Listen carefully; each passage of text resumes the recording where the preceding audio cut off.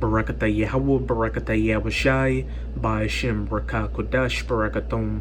First and foremost, I want to give all praises, glory, and infinite honors to Yahweh Ba'ashem Yahushai.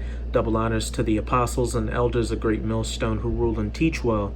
And peace and salutations to you Akim out there pushing this word in truth and sincerity to the four corners of the globe. May you brothers endure until the end. This is the brother Uriah with another video. And I'm going to start out in Ecclesiastes chapter 3 verse 1. To everything there is a season, a time, and a time to every purpose under the heaven, a time to be born and a time to die, a time to plant and a time to pluck up that which is planted, a time to kill and a time to heal, a time to break down and a time to build up, Salakia, a time to weep and a time to laugh, a time to mourn and a time to dance, a time to cast away stones, and a time to gather stones together, which we're in right now, gathering back the stones of the 12 tribes of Israel, with the men of the Lord going out there on the highways and byways, as well as putting up these video epistles to wake up you so-called Negroes, Latinos, and Native Americans, as well as the confusion of face Israelites that look like these other nations, to come back to your power and find a chance at salvation and to be saved from the coming terrible calamities of Jacob's trouble. And with those stones, think about it like this. There were 12 stones representing the 12 tribes of Israel on Aaron's breastplate.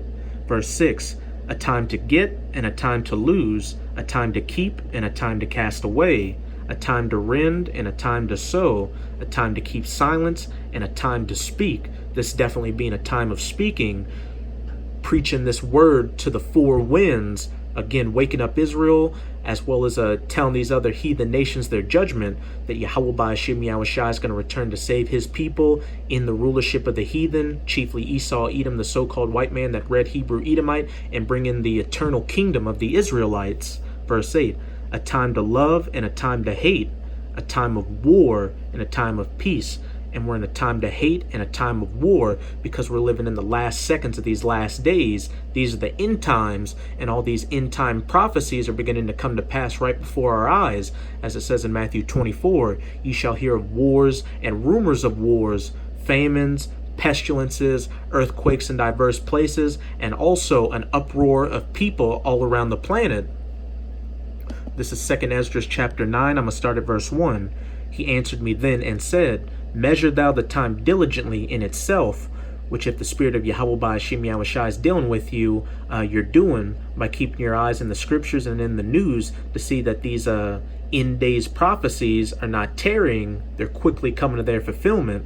And when thou seest part of the signs past, which I have told thee before, then shalt thou understand that it is the very same time wherein the highest will begin to visit the world which he made, for all the wickedness it's committed, especially 2/3 of you so-called Negroes, Latinos, and Native Americans who have refused to hearken unto your power.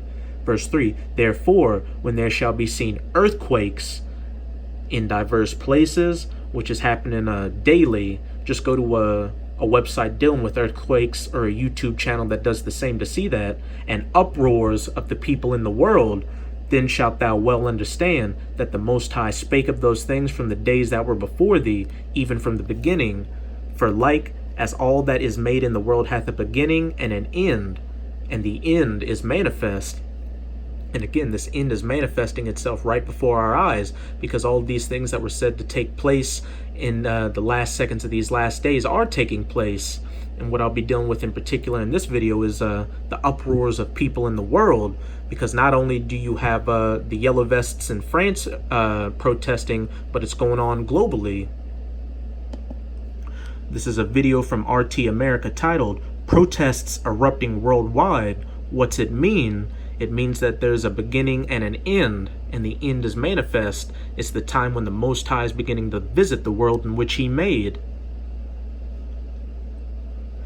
And notice throughout these different events that Rick Sanchez talks about, there's a common thread. People are rising up against their governments. Now, this week, there seems to be an abundance almost of protest and resistance around the globe. Why is it happening?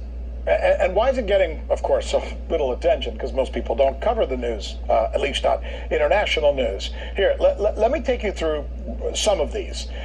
Kazakhstan.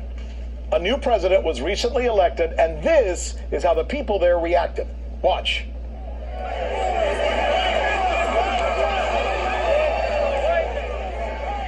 Mr. Tokayev won the election with 71% of the vote. Look at what happened on the streets. People seem to think he's too closely aligned to the ex-president, Nazarbayev. He was there for some 30 years, by the way. 500 protesters were arrested. All right, next, let's go to Hong Kong. Put it up.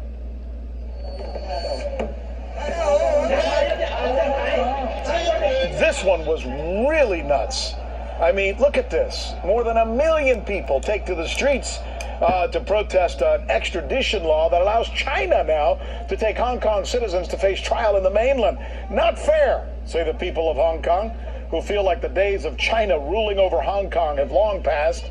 And now let's do this. Let's go over to Albania.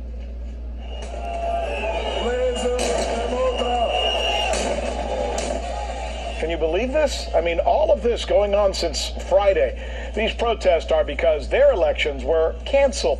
The president of the country recently stopped the election. That hardly ever is going to go over well. He said he had to do it to ease the political tensions. Thousands of Albanians took to the streets, some tossing Molotov cocktails at the police. And now, from Albania to Moldova.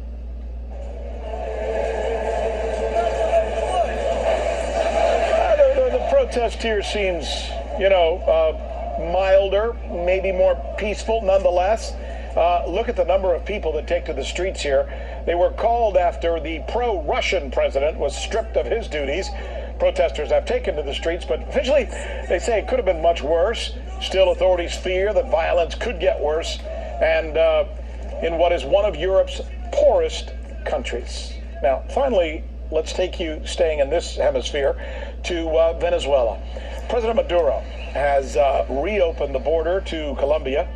Thousands of people immediately, it's like they knew it was kind of come or something.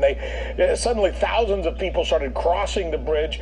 They're going over there to buy food, medicine, and other household items. Police tried to organize it as best they could so they can get through. Violence has not occurred, but the situation obviously remains tense as U.S.-backed President Juan Guaido continues his claim, I should say, as the president of Venezuela. I know, it's confusing. Sounds like a perfect segment, doesn't it? All this going on in the world for John Jordan, who is, among many other things, as you know, a member of the... There shall be uproars of people in the world, and this is all just not happening by coincidence. It's again the Most High beginning to visit the world in which he made, and to bring an end to the rulership of the heathens. And as you notice throughout those examples he mentioned, as I said earlier, these people are turning against their government and their rule. This is 2 Esdras chapter 15. I'm going to start at verse 14. Woe to the world and them that dwell therein, and woe means destruction. For the sword and their destruction draweth nigh, and one people shall stand up and fight against another. Speaking of these coming race wars and swords in their hands, that modern day sword being that gun. Verse 16. For there shall be sedition among men, and invading one another.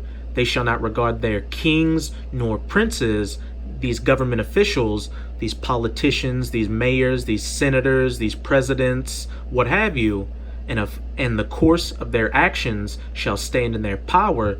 So don't expect all these protests around the world to simmer out. They're just going to get worse and worse and worse until a state of martial law is declared